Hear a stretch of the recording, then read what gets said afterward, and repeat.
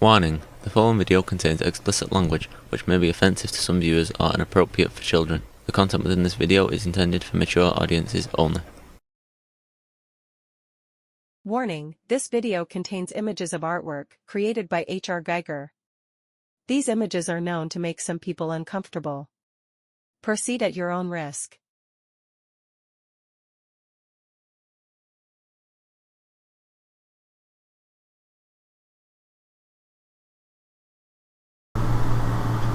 Warning: this video contains spoilers for most of the movies in the Alien franchise. Watch at your own risk and beware of face huggers. Warning: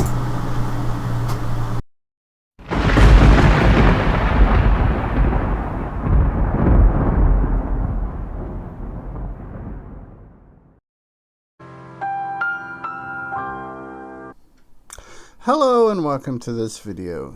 Today we continue our exploration into the world of aliens. Today's video is going to be on the 1986 James Cameron Aliens. The last two Alien videos was for the first movie, and I had to break that up into two parts. And this hat is just not, we'll go with crazy hair. I should say, I am a big fan of the Aliens franchise. And a lot of the information that I'm giving in these videos is from various sources on the internet, Wikipedia, Reddit, what have you, and this book right here.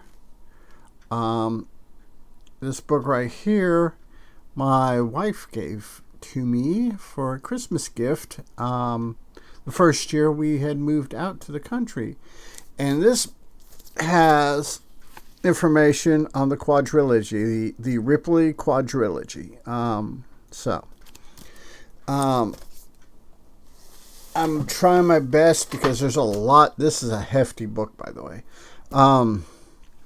to condense stuff down. So it might, I will be condensing down things that probably happened over weeks, months, and just to make it where it fits in the video. I had to do that with the second part of the 1979 Alien because I would still be making videos if I didn't condense it.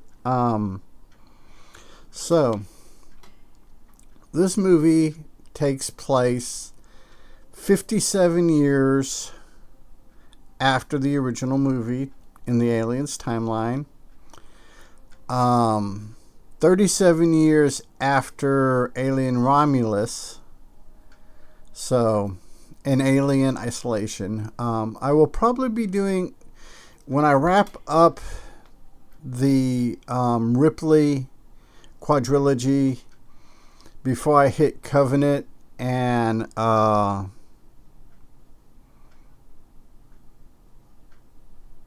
Prometheus and Covenant, I will probably do a fairly short video on Alien Isolation, the video game, because there's some really good movies that people have edited together from the cutscenes from the game. And because it runs parallel to Romulus,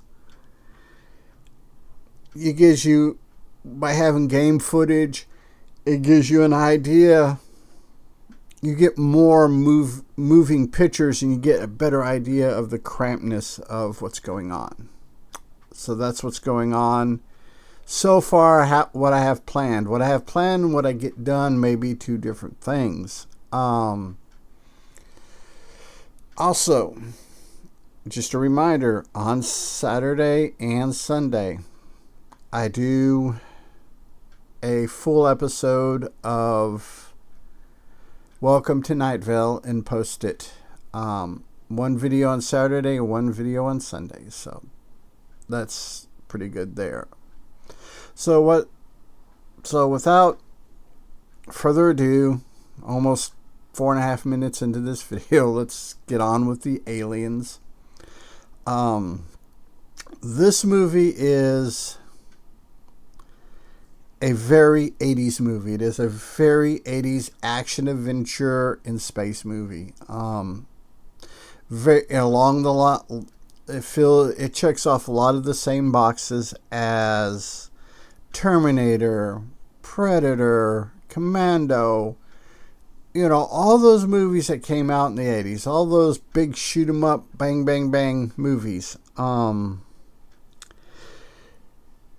And James Cameron made a very, very bold move by completely switching gears. Going from the haunted house in space that we had in the first movie to this action adventure. He had the money for Sigourney Weaver. By this time, Sigourney Weaver had done Ghostbusters, I believe. She had come to some fame, more fame with Ghostbusters.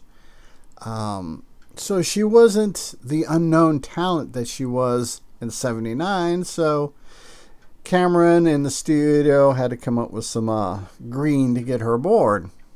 And that green went exponentially skyrocketed for 3 and 4. You had Michael Biehn, and a whole cast of great, or at that time they were except for Sigourney Weaver and possibly Paul Reiser. Paul Reiser was doing or getting ready to start. No, he was still unknown. This is about 4 or 5 years before Paul Reiser did Mad About You with Helen Hunt, which, if you ever want to figure out anything about my first marriage, watch that show. That is me and my first wife to a T. But Paul Reiser, except for Paul Reiser, everyone else was pretty much an unknown. Or not Paul Reiser, Sigourney Weaver. Yeah, I almost screwed that one up. But everyone was an unknown. In fact, the character Newt, the actress, the child actress or actor who played Newt, I think that was her only movie, or she did 1 or 2 movies after that, and grew up to be a school teacher. Which, you know, that would be kind of cool to have been in the been in a classroom and have your and find out that your teacher was Newt, you know. But I've got my Nostromo t-shirt on. Just felt it appropriate for this video. I forgot about it when I did the first couple videos, but no, this is a very go in action adventure. Everybody dies except Hicks, who's played by Michael Biehn, Newt, and I can't remember the name of the actress who played Newt right offhand, and of course Sigourney Weaver, Liv, where we had in the first movie where we had 1 alien and 7 people. 7. That's 5. That's 7. We have a whole company or squad of Marines with the latest weapons, skills, and all that, you know, combat. And we have multiple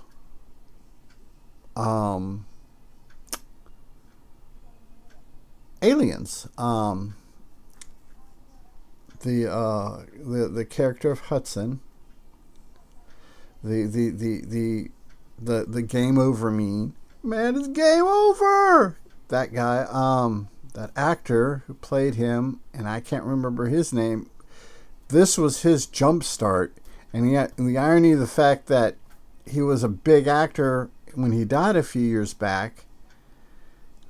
and I can't remember his name. That's you've got to love how the brain works that way sometimes. But and if you can think of it, put it down in the comments.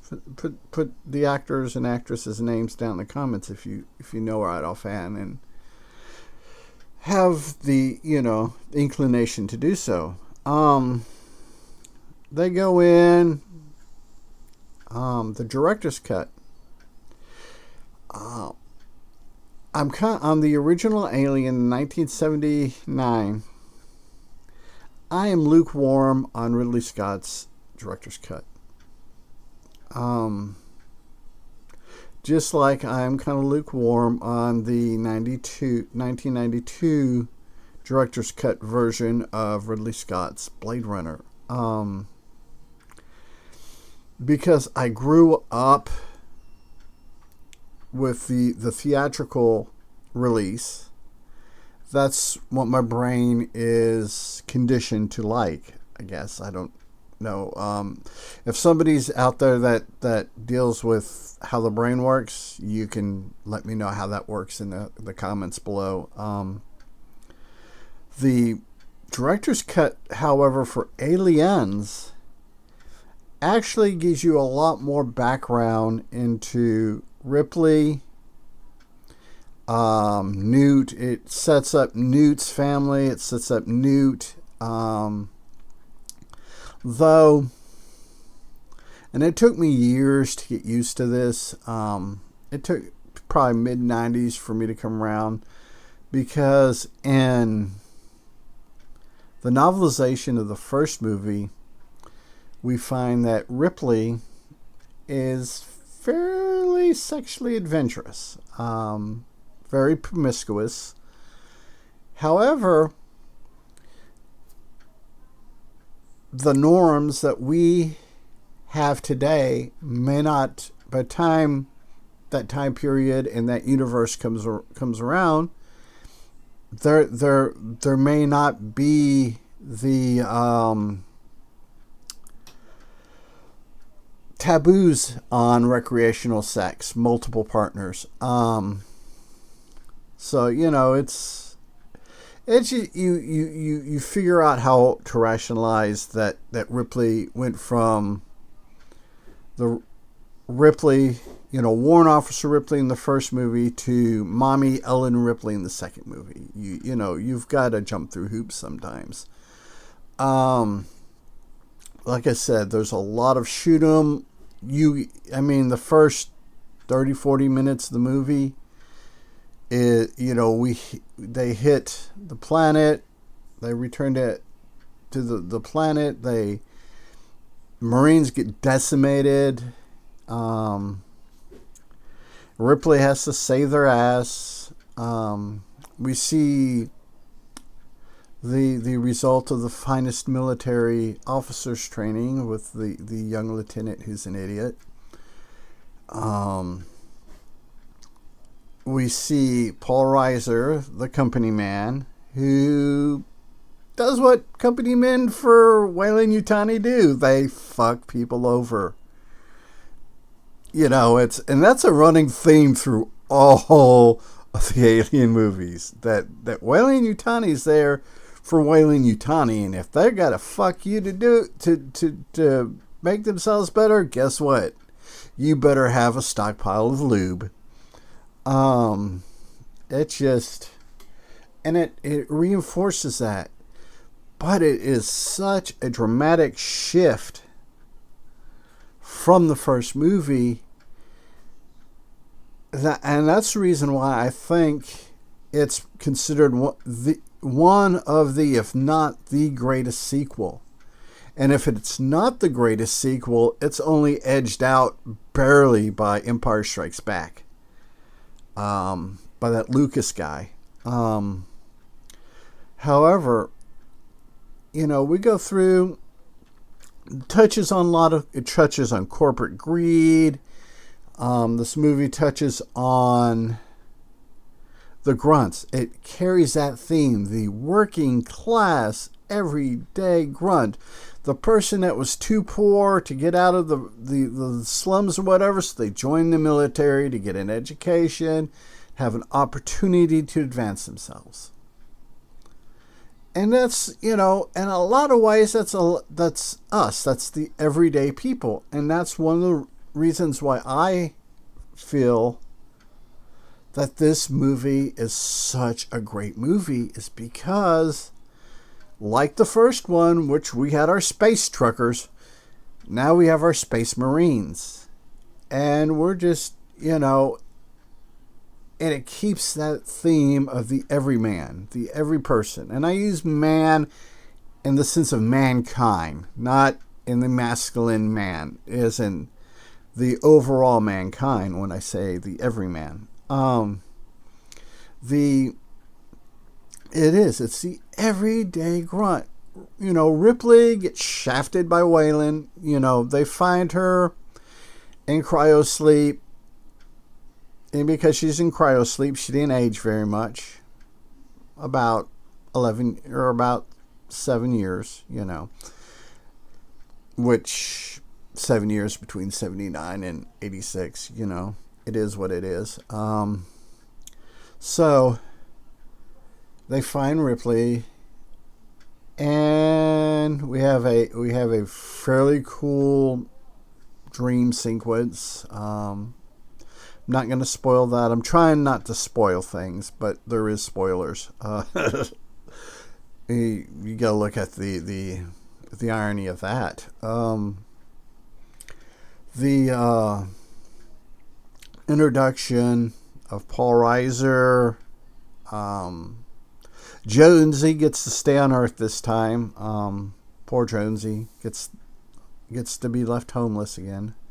Or homeless because of the way the movie ends with Alien 3, the way Alien 3's done, Jonesy is kind of just dead. Like I said, and it keeps a lot of the core themes from the first movie, but it repackages them for an 80s audience, where Alien was a late 70s audience, and Ridley Scott captured that in a bottle, lightning in a bottle. James Cameron did the same thing in this movie. He caught the essential elements, the things that made Alien great, and repackaged it for a 80s audience. I can't remember. I think I told the story in the other video. Is because the silly putty between my ears doesn't work real well sometimes. A friend of mine had come across the movie, saw it in a newspaper or somewhere, and me, him, and another friend, we went and watched the movie. And it was a few years later that my brain, I think it was when the advertisements for Alien 3 came out, that my brain went, hey, this movie we watched in 86 is related to the one we watched in. I was 9 when I watched the first one. I was 16 when I watched the second one. So yeah, puberty and the quest for vagina, it took it a while. So with that, I'm going to go ahead and we're going to call this good for this movie. I hope you enjoyed the video. I hope everyone has fun. Kind of been in a movie kick lately just because that's just the mood I'm in, and this is random thoughts from a Gen Xer. So remember to be a good human, be good to other humans. Peace. Hey, it's 10 p.m. Do you know where your children are?